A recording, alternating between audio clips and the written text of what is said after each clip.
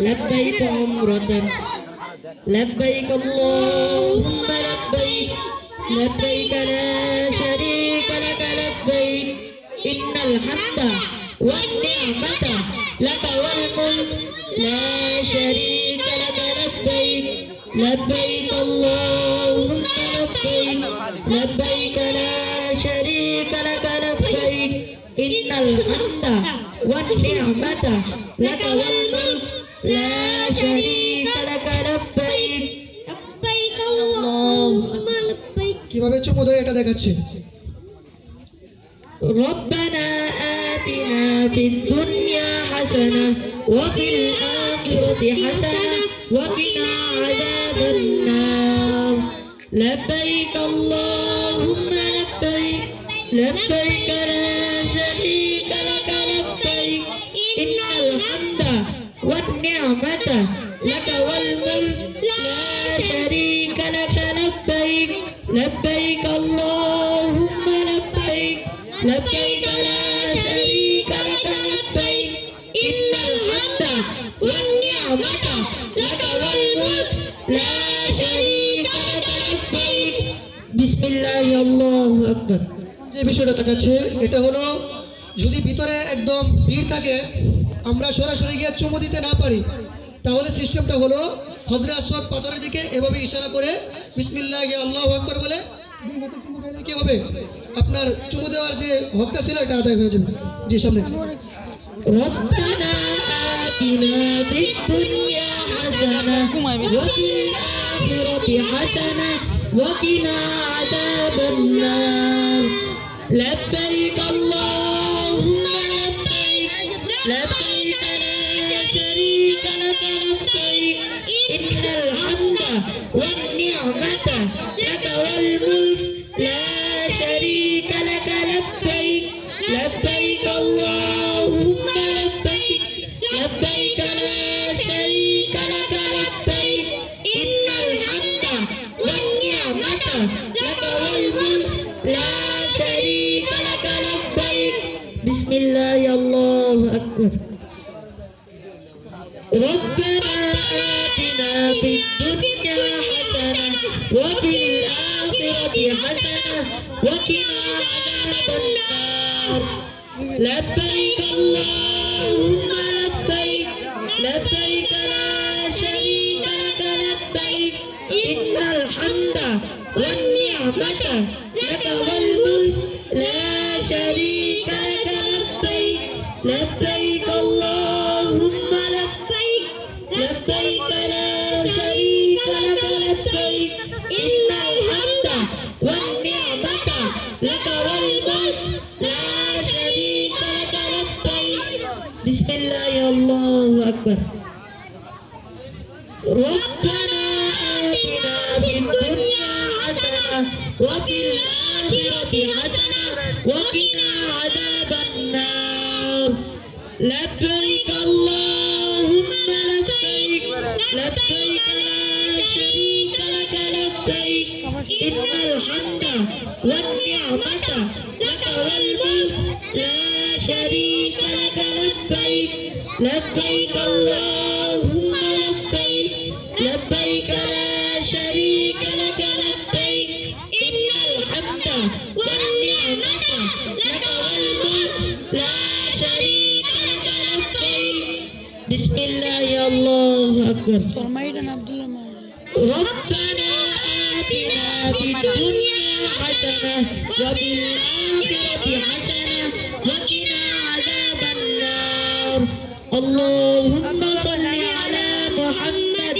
وعلى آل محمد كما صليت على إبراهيم وعلى آل إبراهيم إنك حميد مجيد اللهم بارك على محمد وعلى آل محمد كما باركت على إبراهيم وعلى آل إبراهيم إنك حميد مجيد এখন আমাদের হজের যে প্রথম কার্যক্রম ছিল কাবা শরীফ তওয়াফ করা এটা আমাদের সমাপ্ত হয়েছে।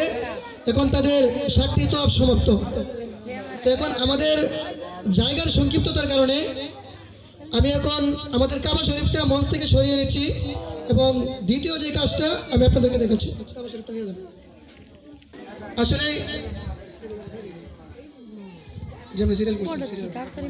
দুই নম্বর কাজ হলো আমাদের মাকামে ইব্রাহিমে গিয়ে নামাজ পড়া। এখন আসলে যেহেতু কাবা শরীফ থাকলে আমাদের নামাজের একটু সমস্যা হচ্ছে, আমাদের স্টেজটা একেবারে ছোট, এজন্যই তারা আপনাদেরকে সংক্ষিপ্ত আকারে নামাজ পড়ে দেখাবে। এটা শুধুমাত্র শিক্ষণীয় কিন্তু একটা বিষয়, এটা মূলত নামাজ না। তো এখন বাচ্চারা চতুর্দিকে কাবা শরীফটা মাঝখানে তোমরা নামাজ দাও তাড়াতাড়ি। আমাদের হজের দ্বিতীয় কাজ শুরু হচ্ছে। দ্বিতীয় নম্বর কাজ হলো কাবা শরীফ তওয়াফ করার পরে মাকামে ইব্রাহিমে গিয়ে 2 রাকাত নামাজ পড়া।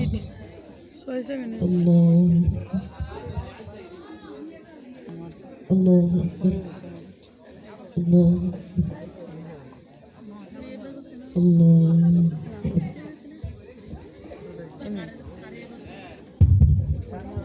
الله سمع الله لمن حمده الله أكبر الله أكبر الله নমুনা স্বরূপ আপনাদের সম্মুখে একটা জমজম কূপ,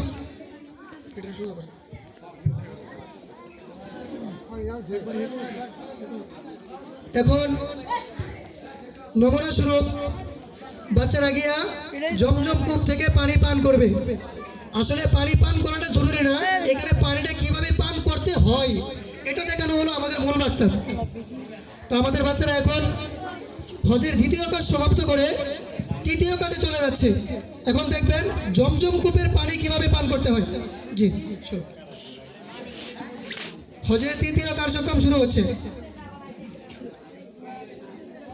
সব পানি পান করার নিয়ম হলো বসে পানি পান করা, আর জমজম কূপের পানি পান করতে হয় দাঁড়িয়ে কেবলামুখী হয়ে। কেবলামুখী হয়ে দাঁড়িয়ে জমজম কূপের পানি পান করতে হয়। তো এখন আমরা দেখলাম জমজম কূপের পানি কিভাবে পান করে।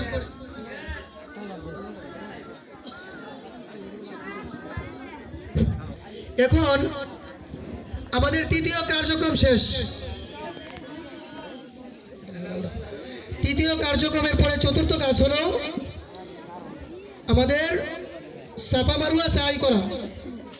তো সাফা মারওয়া সাই করার ক্ষেত্রে আমি প্রথমে বলছিলাম যে প্রথমে একটি পাহাড়, তারপরে একটু সামনে একটা হলুদ বাতি থাকবে, যারা যাবেন তারা দেখতে পারবেন, আর যারা গেছেন তারা জানেন। একটা হলুদ বাতি, তারপর আরেকটা হলুদ বাতি। প্রথম হলুদ বাতি থেকে দ্বিতীয় হলুদ বাতিতে একটু জোরে হাঁটতে হয়, আর দ্বিতীয় হলুদ বাতিতে গিয়ে একদম স্লো হয়ে যেতে হয়। তারপরে হলো আপনার মারওয়া পাহাড়, আর উভয় পাহাড়ে কি করতে হয়, দোয়া করতে হয়। তো এখন আমি নমুনা স্বরূপ আপনাদেরকে একটি পাহাড় তৈরি করে দেখাচ্ছি। উদাহরণস্বরূপ এটা হলো আমাদের সাফা পাহাড়, আর এটা হলো আমাদের মারওয়া পাহাড়। এর মাঝখানে এই অল্প একটু জায়গা যে আছে, এখানে ওই দুটি হলুদ বাতি থাকবে। এর জন্য আমরা দুটি চিহ্ন দিয়ে দেই।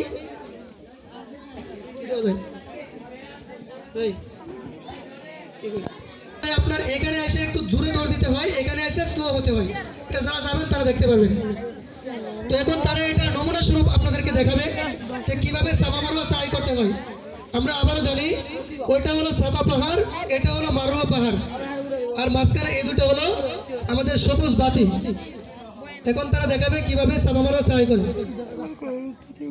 এখানে মনে মনে জিকির করতে হয় হালকা, মানে যে যে জিকির করে, হতে পারে সুবহানাল্লাহ, হতে পারে লা ইলাহা ইল্লাল্লাহ, এরকম যে যে জিকির করে আর কি, একটা জিকির করতে হয় মনে মনে। জি, এখন আমরা চলে আসলাম সাফা পাহাড়ে। সাফা পাহাড়ে এসে এই আয়াতটি তেলাওয়াত করব। বিসমিল্লাহির রহমানির রহিম। ইন্নাস সাফা ওয়াল মারওয়াতা মিন শাআইরিল্লাহ ফামান হাজ্জাল বাইতা আও ইয়াতামারা ফালা জুনাহা আলাইহি আন ইয়াতাওয়াফা বিহিমা ومن ربنا آتنا في الدنيا حسنة وفي الآخرة حسنة وقنا عذاب النار. سبحان الله سبحان الله سبحان الله سبحان الله سبحان الله سبحان الله. ربنا آتنا في الدنيا حسنة وفي الآخرة حسنة وقنا عذاب النار. سبحان الله سبحان الله سبحان الله.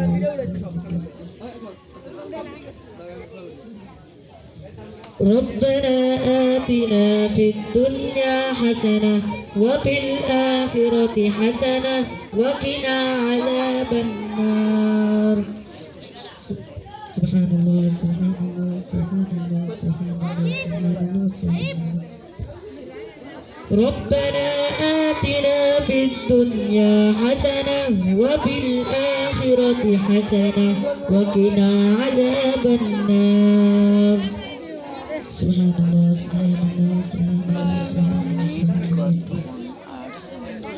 ربنا آتنا في الدنيا حسنة وفي الآخرة حسنة وقنا عذاب النار. سبحان الله سبحان الله سبحان الله سبحان الله. লাস্ট কাজ হলো এই সাফা মারওয়া সাই করার পরে পুরুষদের জন্য মাথার চুল মুন্ডন করা, আর মহিলাদের জন্য মাথার চুলের শেষ ভাগ থেকে অল্প একটু 1 ইঞ্চি বা 2 ইঞ্চি কেটে ফেলা। এটা হলো আমাদের উমরা হজের লাস্ট ফিনিশিং। এরপরে আর কোনো কাজ নাই, এটা হলো হালাল। তো আমরা আপনাদেরকে এই মুহূর্তে লাস্ট যে কাজটা ছিল অর্থাৎ মাথা মুন্ডন করা, এটা এই মুহূর্তে করে দেখাতে পাচ্ছি না, জাস্ট আমি মুখে বলে দিলাম যে আমাদের লাস্ট কাজ হলো উমরা হজ সমাপ্ত করার জন্য লাস্ট কাজ হলো মাথা মুন্ডন করা, আর বাকি সব কাজ সম্পূর্ণ। তো যাই হোক আমরা চলে যাব।